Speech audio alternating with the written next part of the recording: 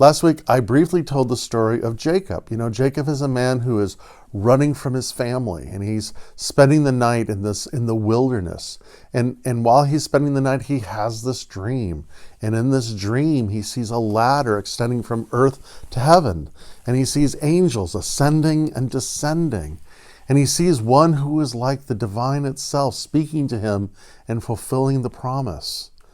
And when he awakens, and by the way, this is my favorite line in the entire Hebrew Bible.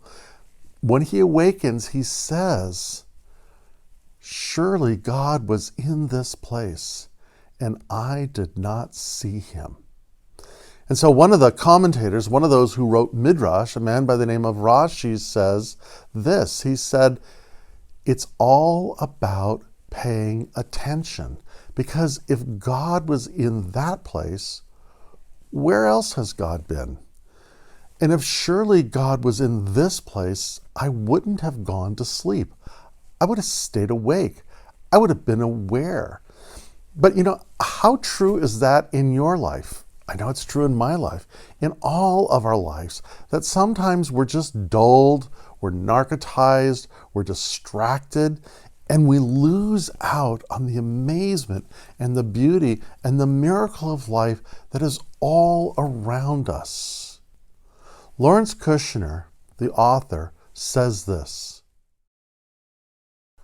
when you look closely and for a long time, you discover things that are invisible to others.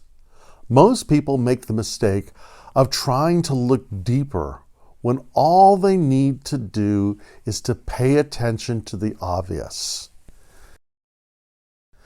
And you know, from a mystical tradition, from a spiritual tradition, the greatest truth that is revealed is this, is that you are the beloved of the divine.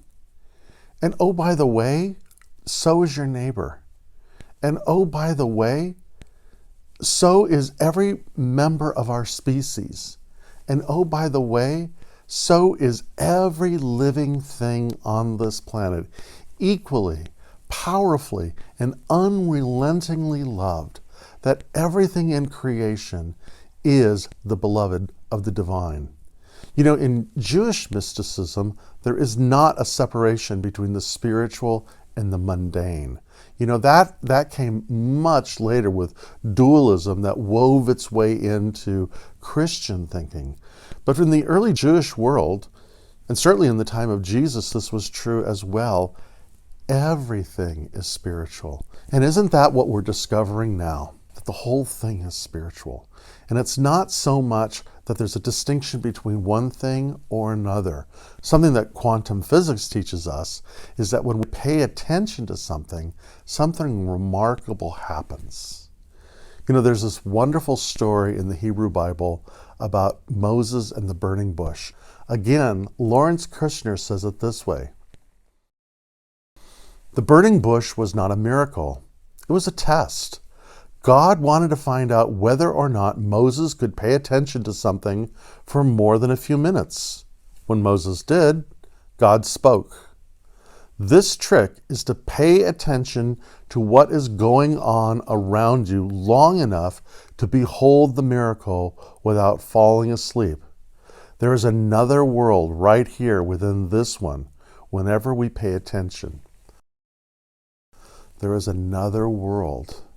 And so my question is this to you: how many burning bushes are you missing by simply not paying attention? So our practice this week is to be like Moses, to slow down and pay attention and see how the divine is speaking to you. And maybe it starts with this: slowing down and paying attention to your environment. What are the trees speaking to you now? Can you hear the voice of the divine in the wind? Can you see the beauty of the great artificer of the universe's handiwork in the flowers, in the plants, in your environment? Can you pay attention to what your body is saying to you? How is the divine speaking to you? How is it revealing itself? Simply by breathing and being present to this moment. And finally, to pay attention to your heart, that innermost within the innermost. As Lawrence Kushner says, the world that is within the within, that one, the dwelling of the Most High, which is in our heart. I think of William Blake, who says this in one of his poems, when the doors of perception are cleared, we shall see all things as they are, divine.